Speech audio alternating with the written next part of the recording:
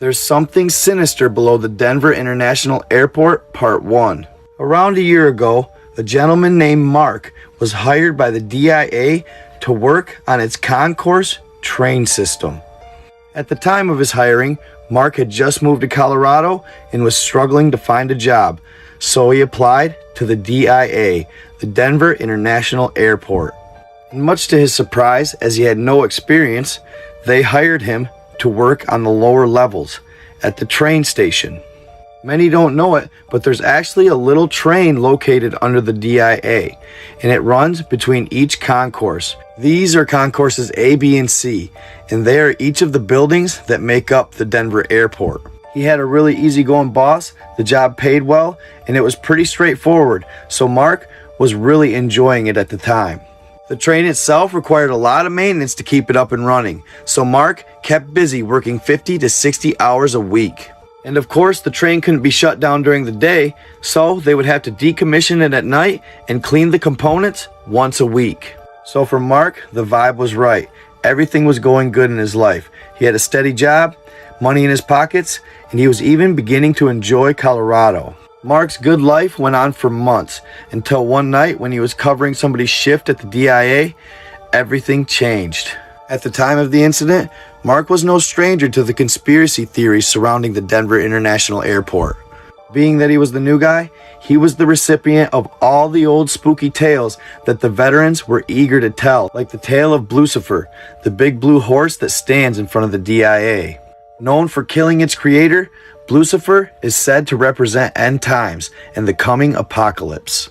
Rumor has it his red-hot eyes can glow deep into your soul, and they can drive the most sane man mad. Or that the Freemasons and Illuminati are rooted deep within the culture below the DIA. This is represented in what look like beautiful murals and paintings scattered throughout the walls. And we can't forget the underground tunnels in the shape of the airport itself. Or the incident that took place almost a decade ago, when 14 different planes' windshields just shattered out of nowhere. Though it was labeled a weather-related anomaly, many believe that it was from electromagnetic pulse testing done deep within the underground tunnels. But what the population doesn't know is these are the public's theories. The real stories are whispered among the people that work there, especially those that are employed in the tunnels. These accounts have an even more evil ring to them. He heard most of the older conspiracies from the janitors that had been there since the 90s. For example, the ones that had worked in the underground tunnels had heard a loud moaning sound, one that was both high and low pitched, like it was from a crowd of people. For the most part, they only heard this loud moaning at night, and they said sometimes it would drive them crazy. There was also the story of the employee who got lost, and he was lost for a few days trying to find his way to the top, and apparently he stumbled upon a room that had weird glyphs all over it, and a keypad like nothing he had ever seen. This keypad was mounted on the wall, and they called it the keypad to nowhere. Luckily, he didn't press any of the buttons, he found his way out and was okay. In Concourse 23, that was supposedly located below the abandoned automatic baggage tunnels. This area is said to have ties with the Army or even German military. And one of the janitors, they called him Old Tom because he had been there since the opening of DIA, complained about a supersonic frequency or noise that bothered him regularly. He claimed this noise would make him feel ill to his stomach, or kind of stupid, foggy, like he couldn't think. He believed it was some sort of mind control experiment. But this new employee really didn't buy into all that. Though he liked to hear the stories, he didn't believe any of them had merit. But he goes on to say that there is something oddly eerie about the place, very unusual, and that the locals, when building the DIA, were very angry at the costs and how much it kept going up as the project went on. Their main complaint was that the previous airport, the Stapleton, didn't really have anything wrong with it, and that there was no need to build a new airport. And it was built in the middle of nowhere, in a low valley no less. For the most part, this gentleman believed that the conspiracies were fantasy, that they had no backing, and were mostly just to poke fun at new guys. But there was one conspiracy in particular that did intrigue him, and it was because he worked by it every day. This one was about the locked door in the underground tunnels between Concourse B and C. It seemed to be tucked away nicely between the fans that kept the air circulating in the tunnels. And virtually every employee who had worked in the underground tunnels had tried to use every key they had to open it, but no one could. So all the employees walked by this locked door daily, and virtually every one of them had tried to use all their keys to open it, but not one worked. Some figured it was just a prank by the staff to see who was honest and who would try to open the door. Others figured it was nothing but a maintenance closet with a water heater in it. Nevertheless, a large number of them continued to speculate that it was something like a Masonic meeting room or a tomb. Some even suggested that it was a door that led to an underground military base that kept anti-gravity and alien craft in it. The new guy pondered over it often. He found himself thinking about it when he lay his head down at night. But he really just thought it was some joke or a trick. Nevertheless, his imagination continued to run wild. And as he worked, months went by and nothing out of the ordinary happened. Until one day. It was late at night in the end of his shift and he was getting ready to leave when suddenly he saw the flash of a bright light. In a flicker, he immediately recognized it as a flashlight that was getting pointed towards him, then away from him.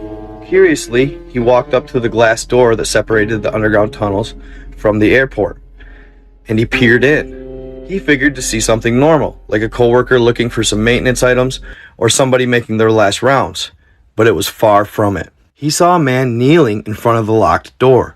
He was wearing a pristine black suit and a gas mask.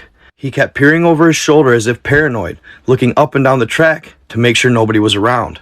He had his back turned so the new guy went unseen, and he watched and observed as he seemed to mess around with a bag or something of the sort. The gloss finish on his black dress shoes shined in the dim light of his flashlight. His mind began racing with thoughts of the conspiracies he had heard from his co-workers.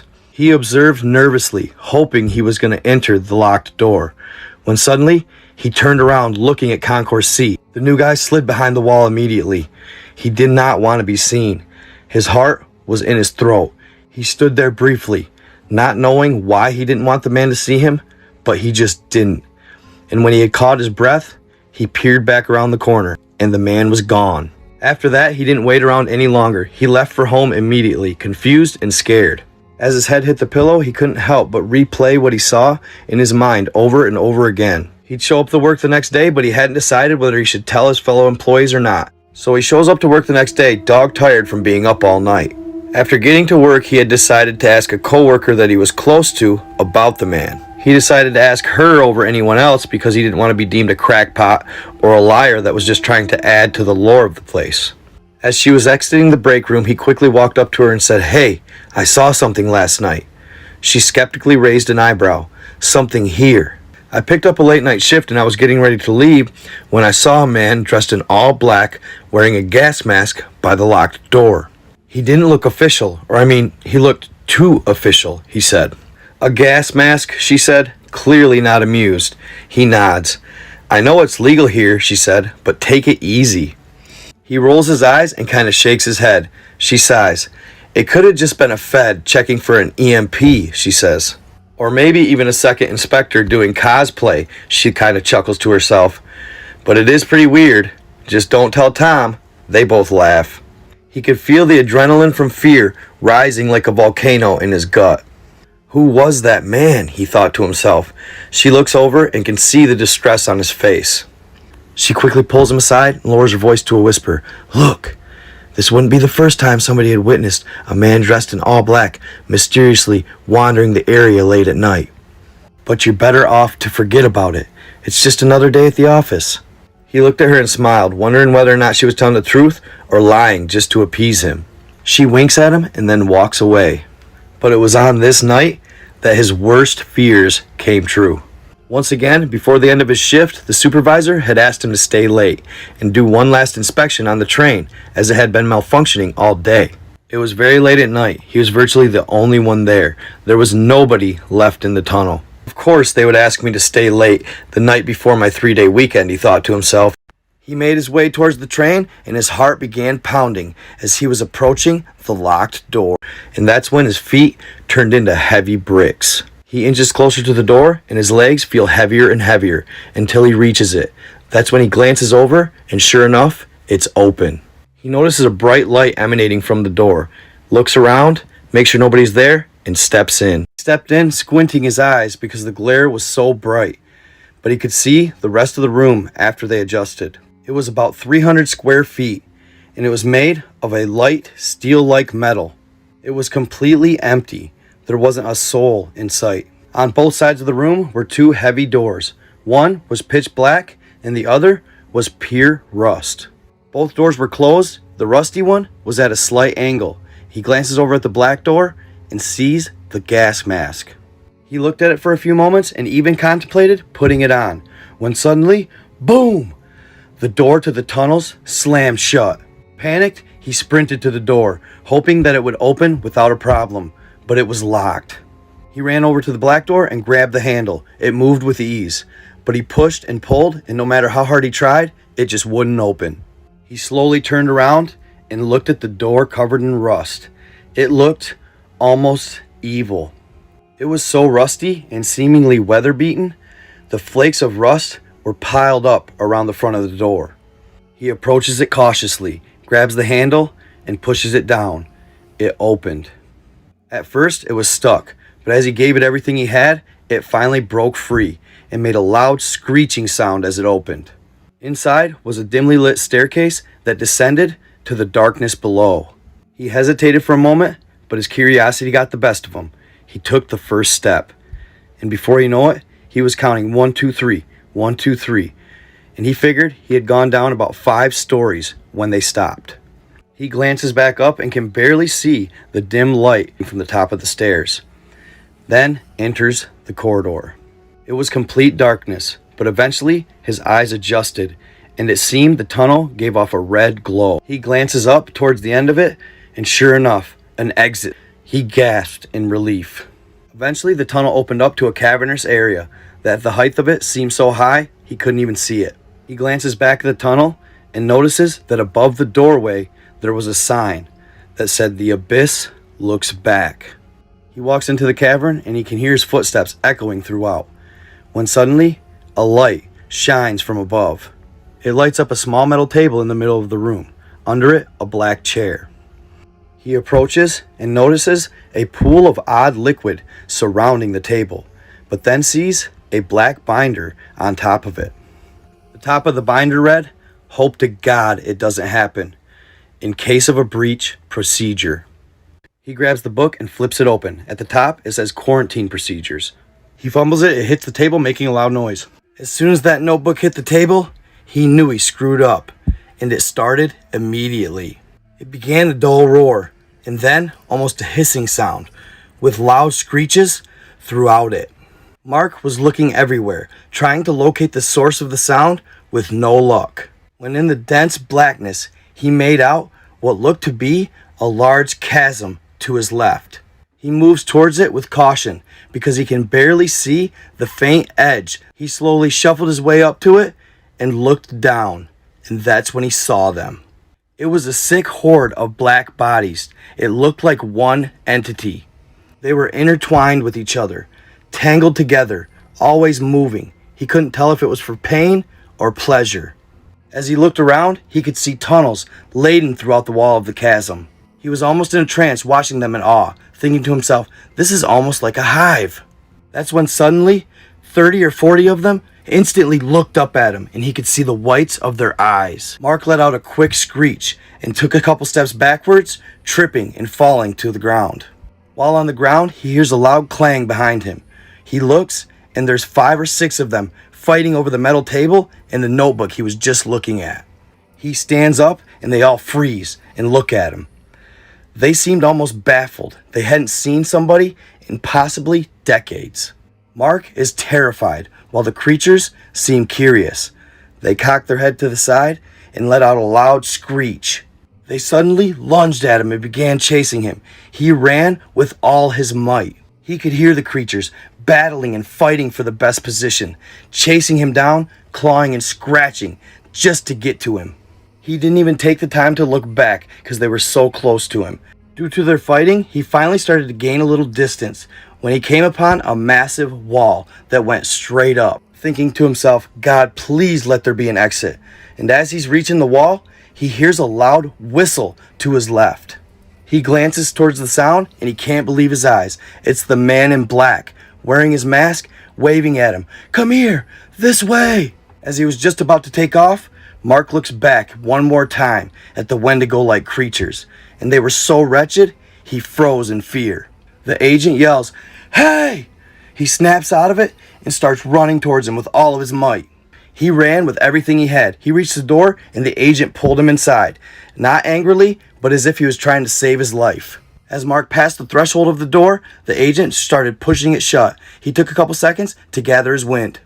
He yells, "Thanks!" The agent gives him a thumbs up and points at the stairs. He looks, and the stairs lead up to the black door. As Mark starts to sprint up the stairs, he notices an insignia carved above the black door. He turns around and yells, wanting to ask the agent so many questions. The agent says, "Go!" He turns and grabs a massive pistol out of his holster. Mark again starts sprinting up the stairs. He stops quickly to turn around. The agent is no longer in sight. He can only see the bright flashes from the gun. He thinks to himself, man, those flashes are much brighter than any gun I've ever seen. That's no ordinary powder pistol. He hears 6 shots ring out and 6 loud screeches from the creatures. Each of them high-pitched screams with low-pitched grumbling noises. When Mark hears the last screech, he stumbles for a quick second, but gathers his footing and continues up the stairs. That's when he gets a better look at the insignia. It was a lion wearing a crown and a unicorn wearing a jeweled necklace, holding a shield split into 4 sections. On top of the shield was an open eye with an iris shaped like a 23-point star. He only knows this because he had time to count as he waited for the black door to open. It turns out the black door was a tinted glass portal to an elevator. Mark frantically pushed the red button on the touchscreen next to the elevator, cursing how slow it was. He heard one last shot ring out with a loud screech. Must have reloaded, thought Mark to himself. The screech sent chills down his spine, and the door loudly beeped and flung open. He threw himself inside. A soft female voice spoke out. Leaving sub-basement 23. Decontamination in progress. And he looks up and sees jetters all over the ceiling. And just in time, he looks at the floor and it begins spraying him. The stuff was cold and almost melted his clothes right off. The doors flung open and across the hall was the actual black door from the beginning of the night. He went, grabbed the door handle, it was unlocked. He went in. It was a 300 square foot room, and then he saw the infamous locked door. As he approaches it, he glances over at the rusty door. That too was shut tight. He quickly ran up to it, grabbed the handle, and pulled it open. It was unlocked. It was now daylight and first shift was starting. It had been hours since he'd been in there. Disoriented and with a tattered uniform, he walks through the tunnels and he runs into his friend, looking at him with suspicious eyes. "Hey, are you still here? The boss said you had went home, but you never checked back in with him. What's going on? Hey man, are you okay? You look all wet. What happened?" "I thought I heard a loud scream. A lot of people did." Yeah, I'm fine," Mark says. No, I'm not fine. I'm not feeling well. Will you tell the boss for me? Oh, and I didn't get a chance to fix the fans. I gotta go." "Okay, sure," she says, "but get some rest," as he ran out the doors. He didn't get a wink of sleep that weekend. He kept replaying the events over and over and over again in his mind, pondering whether this certain insignia represented a organization or a potential cabal that was protecting humanity from these creatures. But why were they keeping them alive? Were they human experiments, or were they possibly going to use them for war? These thoughts just kept racing through his mind. But there was one thing that never stopped replaying. The phrase that rattled in his head the most was, "The abyss looks back." The most disturbing part of all this is as he lay there with his head on his pillow on the last night of his 3-day weekend, he couldn't wait to go back to work, to investigate it further. He had to find and meet the agent. He had to know what those were. He wasn't going to stop until he got to the bottom of it. So I hope y'all liked that video. I thought it was lit when I read it on Reddit, and I had to share it. And obviously I put my own twist on it and threw my own little vibe about it, as always. So let me know what you guys think in the comments, and let me know if you guys think you would like more similar content. I'm thinking about doing the story about the two friends that broke into the bunker in Chernobyl and ran into similar creatures, humanoids that have gone feral or rogue and turned into dungeon-like monsters. It's the same type of stories you hear about the alleged dumbs all over the world, with massive groups of people tossed in caves, and they literally start to have to survive by terrible means, just terrible means. So that was just a crazy look at, obviously it's for entertainment purposes only, guys. You all know that. That's a given. This was a long time coming for me. I haven't done anything on the DIA, the Denver International Airport. I have never done any content on them, and people have been asking me to do it for a couple years now. So I finally got it in for you guys. I hope you enjoyed it. Again, like, comment, and share the crap out of this video. I think it has a lot of potential, and I'd really like to see it pop, guys. So comments are the most important factor in pushing the algorithm, I'm finding out. They want interaction between people, debating, arguing. It don't matter. Even the haters matter. If they comment, whether it's hate or not, that's okay. They're pushing me to the algorithm. So give them crap back, though, if you want, because that pushes the algorithm too. So, I always know my night got people always stick up for me. So I get a lot of flack, but that's okay. I love it. It just lets me know that I'm having fun and I'm getting somewhere, right? But I do miss you guys. I haven't been live in a while. So maybe plan on me going live tonight. Got to do a little grocery shopping, get some necessities, and then I'm coming back and hopefully maybe gonna hop on live. I got a lot to talk to you guys about, a lot going on. Some crazy stuff saw by the International Space Station. I heard some amazing vocals from alleged Bigfoot, and I want to share that with you guys as well. Wildest shit you'll ever hear, promise you.